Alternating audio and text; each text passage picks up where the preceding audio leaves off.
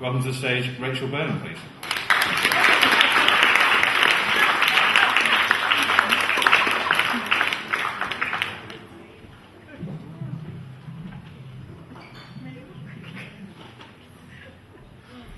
Hello, my name is Rachel Burnham and I'm a learning and development consultant. I work with individuals and with organisations to help them to be even more effective at learning, and one of the tools I use is sketchnoting. I used to take notes, but my traditional notes, I'm a rather slow writer, I can't spell very well, and they will always look very messy. So sometimes I wouldn't even look at them, and then I discovered sketchnoting. Now you may be wondering, what is sketchnoting? Here's an example of a sketchnote that I created. This was done live at a presentation of some research, and you can see that sketchnote is a very rich picture. Sketchnotes make use of a combination of words and pictures. You can use colour, and I use colour, or just use them in black and white, and then it's also about using layout. You can use sketchnotes to capture notes of presentations or to summarise something that you've read or something you've listened to. It is about summarising, filtering and picking out the key points, and then you can also use them to share what you've created.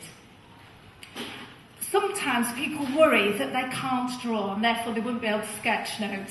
I had an art teacher who gave us homework every week to draw something, and she marked it, and if you got less than 5 out of 10, she'd make you do it again. I had to sketch that chair over and over and over until I thought I couldn't draw. But this is an example of my very first sketch note.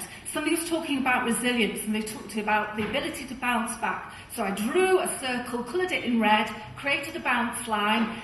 That's a very simple picture. Any one of us could do that. You can use sketchnotes to make really effective notes that are personal and memorable.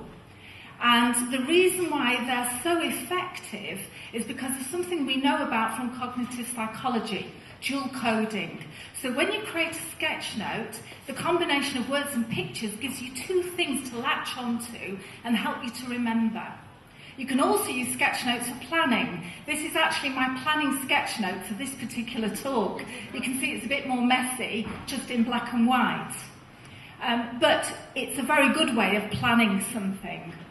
You can also use sketchnoting to help you recap or revise something that you're learning. So this makes use of something called retrieval practice. You study something and then you actively bring it to mind again, and rather than rereading, draw a sketch note. You can also use sketchnoting to help you reflect. So what's going well at work? What could you do differently? Do a sketch note to capture that. You can also use sketchnoting to help you to conceptualise or think something through.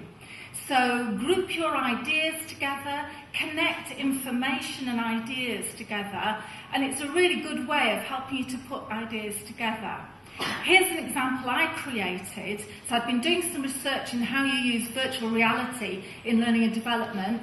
I created a line of the degree of immersion, and then I mapped all the different examples I'd come across and prettied it up with a bit of colour. You can also use sketchnoting because it helps you to develop your creative skills. So my drawings come on quite a bit since my first sketchnote. I think you'll agree that's a bit better than that original wall. Some people wonder whether it helps to use a tablet, or is it more effective to draw by hand with pen and paper. A little bit of evidence that pen and paper is more memorable, but really the jury is still out on that. So why not have a go at sketchnoting? A great way to start is to have a go at drawing some very simple icons of the tools of your trade, whatever they are. All you need is a pen and some paper. You can also learn about sketchnoting by looking at other examples of sketchnotes, or try YouTube. There's lots of videos there about sketchnoting, or have a look at Mike Rohde's workbook about sketchnoting, or people do workshops on sketchnoting. It's easy to get into the habit of sketchnoting if you always have to hand, a pen, paper and pencil. All my handbags now have pencils and paper and rubbers inside so that I can draw wherever I am. So my name is Rachel Burnham, and I'd really like to encourage you to give sketchnoting a go. Thank you.